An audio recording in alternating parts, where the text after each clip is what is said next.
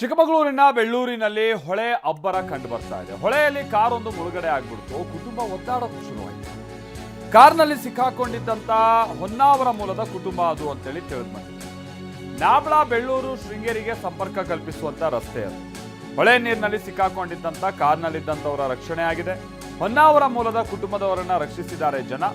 ಪ್ರಯಾಣಿಕರನ್ನ ಹೆಗಲ ಮೇಲೆ ಹೊತ್ತು ತಂದು ರಕ್ಷಣೆ ಮಾಡಿದಂಥ ಸನ್ನಿವೇಶವನ್ನ ನಾವು ಗಮನಿಸಬಹುದಾಗಿತ್ತು. ನೀವು ಅಲ್ಲಿ ನೋಡ್ತಾ ಇದ್ದೀರಲ್ಲ, ಮಲೆನಾಡು ಭಾಗದಲ್ಲೆಲ್ಲ ಇವತ್ತು ಬಹಳ ಮಳೆ ಆಗ್ತಾ ಇದೆ. ಶಿವಮೊಗ್ಗ, ಚಿಕ್ಕಮಗಳೂರು, ಕೊಡಗು ಭಾಗದಲ್ಲಿ, ಉತ್ತರ ಕನ್ನಡ ಭಾಗದಲ್ಲಿ ಎಲ್ಲ ಮಳೆ ಆಗ್ತಾ ಇದೆ. ಈ ರೀತಿಯಾಗಿ ಮಳೆ ಆಗ್ತಾ ಇರುವಂಥ ಸಂದರ್ಭದಲ್ಲಿ ನಾವು ನೋಡ್ತಾ ಇದೀವಲ್ಲ, ಈ ಸಣ್ಣ ಪುಟ್ಟ ಹಳ್ಳ ಕೊಳ್ಳಗಳಿರ್ತಾವಲ್ಲ, ಅವೆಲ್ಲ ತುಂಬಿ ಉಕ್ಕಿ ಹರಿಯೋದಕ್ಕೆ ಶುರುವಾಗ್ಬಿಡುತ್ತೆ. ಆಗೇನಾಗುತ್ತೆ, ಈ ಮೋರಿ ಮತ್ತೊಂದು ಅಲ್ಲೆಲ್ಲ ಈ ಕಸ ಮರ ಈ ಥರ ದಿಮ್ಮಿಗಳು ಸಿಕ್ಕಾಕೊಂಡಾಗ ಆ ನೀರು ಅಕ್ಕಪಕ್ಕದ ರಸ್ತೆ ಮೇಲೆ ನುಗ್ಗಿಬಿಡುತ್ತೆ. ಇಲ್ಲೂ ಹಾಗೆ ಆಗಿದೆ.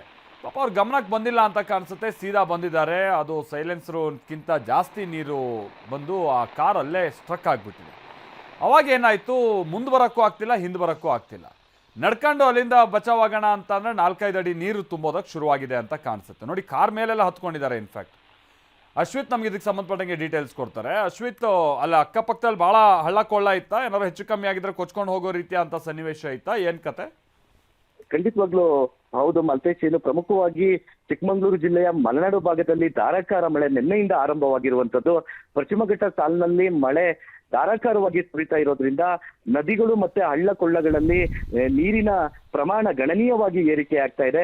ಏನು ಶೃಂಗೇರಿಗೆ ಹೊನ್ನಾವರದಿಂದ ಒಂದು ಕುಟುಂಬ ಪ್ರವಾಸಕ್ಕೆ ಬಂದಿತ್ತು. ಆ ಒಂದು ಕುಟುಂಬ ಬೆಳ್ಳೂರು ಎಂಬ ಒಂದು ಜಾಗದಲ್ಲಿ ಬರ್ಬೇಕಾದ್ರೆ ಸೇತುವೆ ತುಂಬಿ ಹರಿತಾ ಇರುತ್ತೆ. ಆ ಸೇತುವೆ ಮೇಲೆನೆ ಕಾರನ್ನ ಚಲಾಯಿಸಿದ ಪರಿಣಾಮವಾಗಿ ಕಾರು ಆ ಒಂದು ಸೇತುವೆ ನಡುವೆ ಸಿಕ್ಕಾಕೊಂಡಿತ್ತು. ಆಗ ಅಲ್ಲಿನ ಸ್ಥಳೀಯರು ಅವರನ್ನ ರಕ್ಷಣೆಯನ್ನ ಮಾಡಿರುವಂತದ್ದು.